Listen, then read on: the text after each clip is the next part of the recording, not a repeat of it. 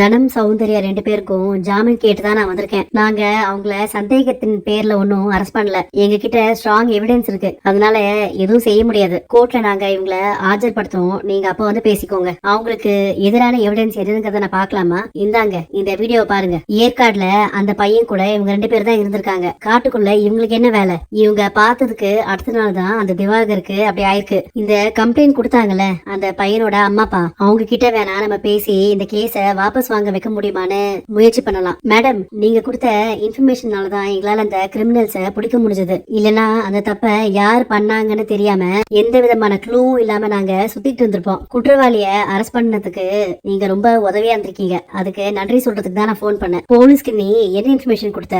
Police வந்து தனத்தை புடிச்சிட்டு போயிருக்காங்க. நீ இப்ப என்னன்னா போலீஸ் கிட்ட பேசிட்டு இருக்க.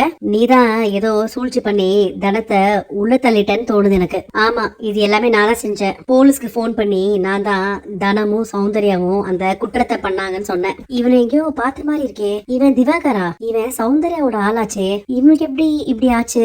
உங்க பிள்ளைய இந்த நிலைமைக்கு ஆளாக்குனது யாருன்னு எனக்கு தெரியுமா? என்னமா சொல்ற நீ? நான் உங்ககிட்ட சொல்றேன், ஆனா என்னோட பேரு வெளியே தெரியாம பாத்துக்கோங்க. உங்க பையன் திவாகர் சௌந்தர்யாங்கிற ஒரு பொண்ணை லவ் பண்ணாரு. ஆனா அந்த பொண்ணு இவரை ஏமாத்திட்டு வேற ஒரு பையனை கல்யாணம் பண்ணிக்கிட்டா. அவ ஏற்காடு போயிருக்கான்னு தெரிஞ்சு இவரு நியாயம் கேட்கறதுக்காக போனாரு. ஆனா அங்க வந்த திவாகர சௌந்தர்யாவும் அவளோட அண்ணி தனமும் காட்டுக்குள்ள வர வச்சு எங்கேயோ கூட்டிட்டு போனாங்க. அதுக்கப்புறம் நான் அவரை பார்க்கவே இல்லை. எனக்கு தெரிஞ்சு அங்கதான் ஏதோ நடந்திருக்கு. இப்போ உங்களை இந்த நிலைமையில பாக்குறப்போ எனக்கு மனசு கேட்கல. அதனாலதான் இந்த உண்மையை உங்ககிட்ட சொல்றேன். நீ சொன்ன விஷயத்த நாங்க ஸ்டேஷன்ல இன்ஸ்பெக்டர் கிட்ட வந்து சொன்னா அவர் இந்த கம்ப்ளைண்ட எடுத்துக்க மாட்டேங்கிறாருமா. சார், அந்த திவாகரும் எங்க வீட்டுல இருக்கிற சௌந்தர்யாவும் ஒன்னா சுத்துனத நான் என் கண்ணால பாத்திருக்கேன் சார். அவன் ஏற்காடு வந்ததுக்கு உங்ககிட்ட ஏதாச்சும் எவிடன்ஸ் இருக்கா ராதிகா? ஆமா சார், என்கிட்ட வீடியோ இருக்கு. அந்த வீடியோ என்கிட்ட இல்ல, ஃபாரஸ்ட் டிபார்ட்மெண்ட்டுக்கு போன் பண்ணி கேட்டீங்கன்னா அவங்க உங்களுக்கு அனுப்புவாங்க.